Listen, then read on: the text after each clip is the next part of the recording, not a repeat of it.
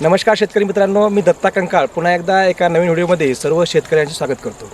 मित्रांनो, zero budget कांदा हा खूप महत्त्वाचा विषय आहे.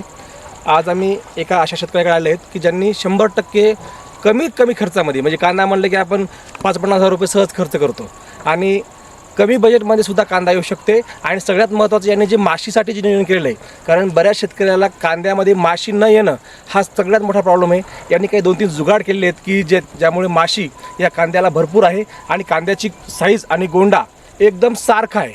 तर झिरो बजेटमध्ये सुद्धा यांनी हा कांदा केला. तर यांचा आपण परिचय घेऊया. सर, तुमचं नाव सांगा.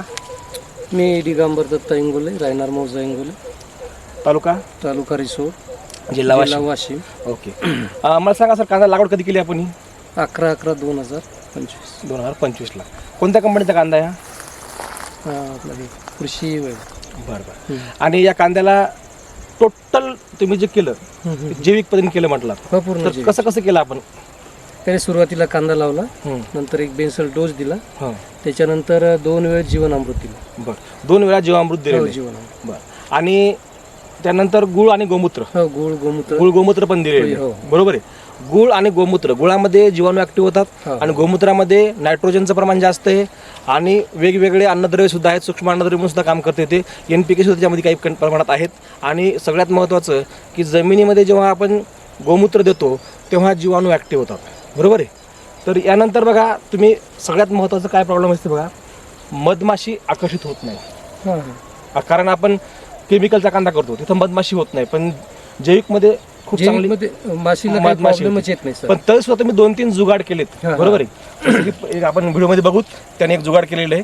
तर हे जे जुगाड आहे, हे बघा या ठिकाणी यांनी जुगाड केलेले. हे कसं केलं सांगा एकदा आम्हाला याच्याबद्दल थोडंसं. काहीच नाही. सिस्टीमबद्दल थोडंसं सांगा की ही सिस्टम तुम्ही जी केली याचा काय फायदा होतो शेतकऱ्यासाठी? सर, एक तर माझा पहिला अनुभव होता, मग याच्या अगोदर कांदा घेतला नाही. मग बरेचसे लोक सांगायचे, कधी मी युट्यूबला व्हिडिओ पाहायचो की बाबा माशीचा प्रॉब्लेम येते. तर सुरुवातीलाच मी पहिले कराळ, मोहरी, त्याच्यानंतर गाजर, हे सर्व सोप, हे सर्व झाडं टाकलीत. पण पाहिजे अशी माशी सुरुवातीला आली नाही.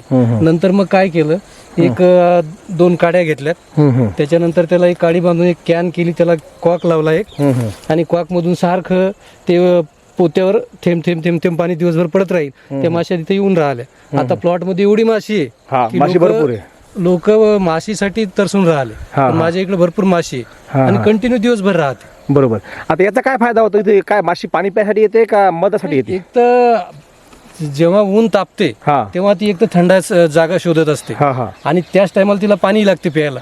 याच्यावरती पाणी पिते आणि नंतर गोळा करते. मला एक सांगा की तुमच्या आता पूर्ण प्लॉट मध्ये आपण बघितलं की गोंडा हा एक साईजचा आहे, म्हणजे जवळपास गोंड्याची साईज एकदम हातामध्ये बसेल अशी आहे. याचं कारण काय?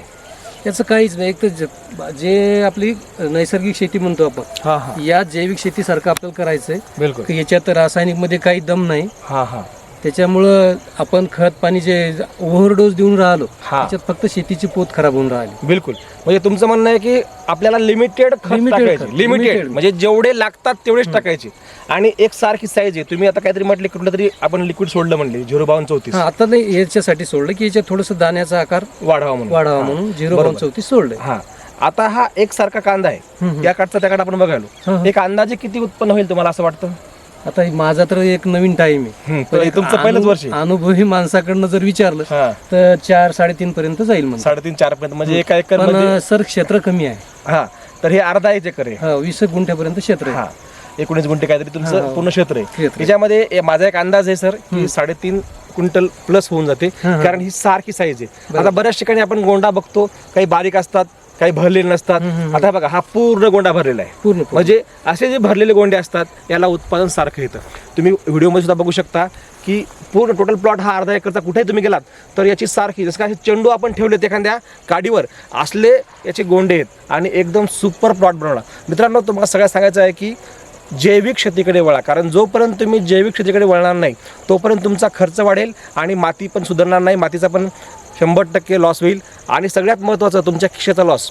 बघा, आज कांद्याला भाव आहे, पण भविष्यकाळात कांदा असेल, हळद असेल, कुठल्याही पिकाला भाव राहिल्याची काही गॅरंटी नाही. पण जर तुम्ही खर्च कमी केला तर कमी जरी भाव मिळाला तरी तुम्हाला मिळू शकते. या ठिकाणी बघा, हे मधमाशा एक सारख्या उडतात.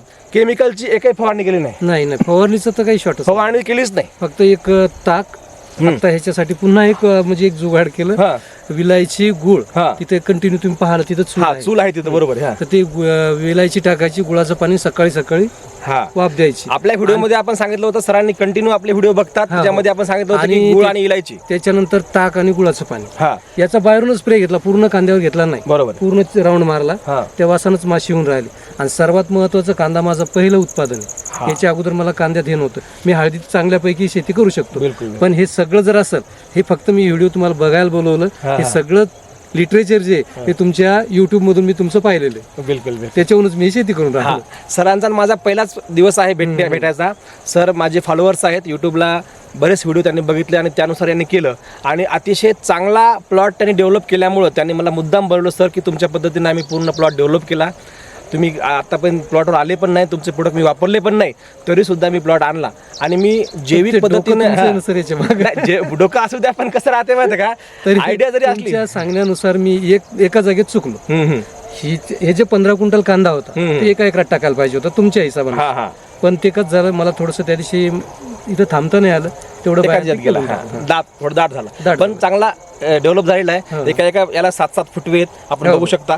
एका ठिकाणी 1 2 3 4 5 6 7 फुटवे एका ठिकाणी आहेत. असे म्हणजे प्रत्येक ठिकाणी 7 फुटवे आहेत. मित्रांनो, जैविक शेतीकडे वळा, त्याशिवाय पर्याय नाही. कमी खर्चामध्ये जास्त उत्पादन घ्यायचं असेल तर जैविक शेती हा सर्वांसाठी सगळ्यात महत्त्वाचा विषय होणार आहे. येणारा काळ सुद्धा जैविक शेतीचा आहे. So thank you, wish you wealth. नमस्कार.